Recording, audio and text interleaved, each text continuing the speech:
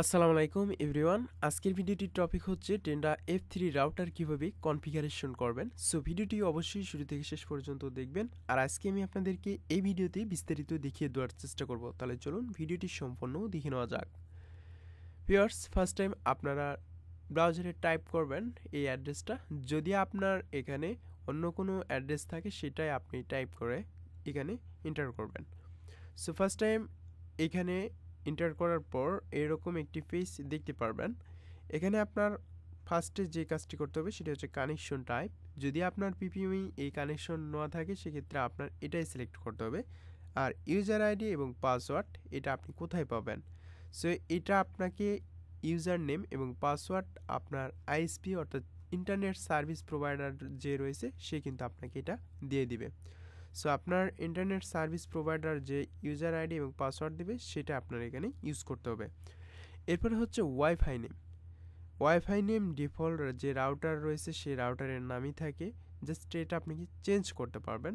Change করার জন্য অবশ্যই আপনি ওয়াইফাই নেম এটা সিলেক্ট করবেন এবং এই ওয়াইফাই নেম এই জায়গায় আপনার নামটা সিলেক্ট করে দেবেন। আপনি ইচ্ছা মতো আপনি এখানে নাম দিতে পারেন। এরপরে আপনি এখানে পাসওয়ার্ড দেওয়ার পর ওকে বাটনে ক্লিক করবেন। সো এখানে আমি এক্সাম্পল হিসেবে আমি আপনাদেরকে দেখিয়ে দিচ্ছি এবং এখানে এক্সাম্পল এটা জাস্ট আমি আপনাদেরকে সিম্পল বিষয় দেখিয়ে দেওয়ার চেষ্টা করতেছি যেন আপনারা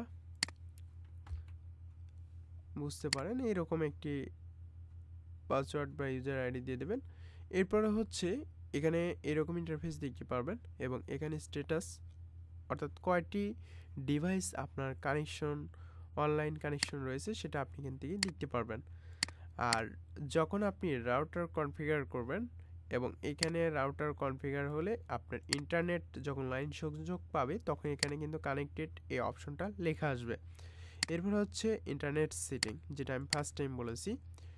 ইন্টারনেট সেটিং হচ্ছে আপনি পিপিএমই সিলেক্ট করার পর এইখানে আপনার আইএসপি যে ইউজার আইডি এবং পাসওয়ার্ড দেবে সেটাই কিন্তু এখানে লিখে দিতে হবে। এরপর ওয়্যারলেস সেটিং, যেটা আমি কিছুক্ষণ আগেই বললাম যে আপনার ডিফল্ট আপনার রাউটারের নাম থাকবে বা রাউটার কোম্পানির নাম থাকবে, এটাই কিন্তু আপনার এখানে শো করবে। আপনি চাইলে এখানে আপনার নিজের নাম লিখে দিতে পারেন এবং সিকিউরিটি মোড হিসেবে আপনি পাসওয়ার্ড দিতে চাইলে অবশ্যই এটা আপনি সিলেক্ট করবেন। এরপর আপনি এখানে পাসওয়ার্ড দিয়ে দেবেন, ইচ্ছা মতো একটি পাসওয়ার্ড দিয়ে দিলেন। কিন্তু নেক্সট টাইম যখন আপনি কানেক্টেড হতে পারতেছেন না ওয়্যারলেস, সেক্ষেত্রে আপনি ডাব্লিউপিএস বাটন যদি অন রাখেন সেক্ষেত্রে কিন্তু এটা কিন্তু কানেক্টেড করতে পারবেন। এই যে ওয়াপস বাটন ডাব্লিউপিএস এটা যখন আপনি ইনেবল করে রাখবেন তখন কিন্তু আপনি এই যে এই পিনকোড বা ওই ছোট্ট একটি বাটন রয়েছে সেই বাটনে চাপ দিয়ে ধরে রাখলে আপনি কিন্তু অটো কানেক্টেড করতে পারবেন।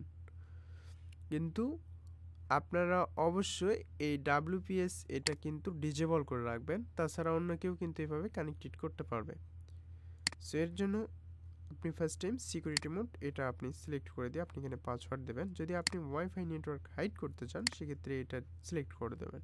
সো আপনার ওয়াইফাই রাউটারের নেটওয়ার্ক হাইড করার কোনো প্রয়োজন নাই, এটা টিকমার্ক উঠিয়ে দেবেন। এরপরে সিগন্যাল এখানে হাই করে দেবেন। আর এটা হচ্ছে ওয়াইফাই শিডিউল।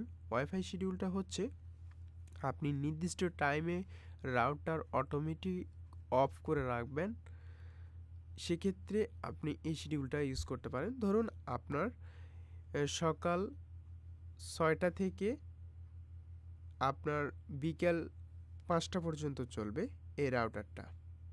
সেক্ষেত্রে রাউটার বলতে ওয়্যারলেস সিগন্যালটা শো করবে, এরপর কিন্তু ওটা অটোমেটিক ডিসকানেক্ট হয়ে যাবে যখন আপনি এখানে টাইমটা সিলেক্ট করে দেবেন।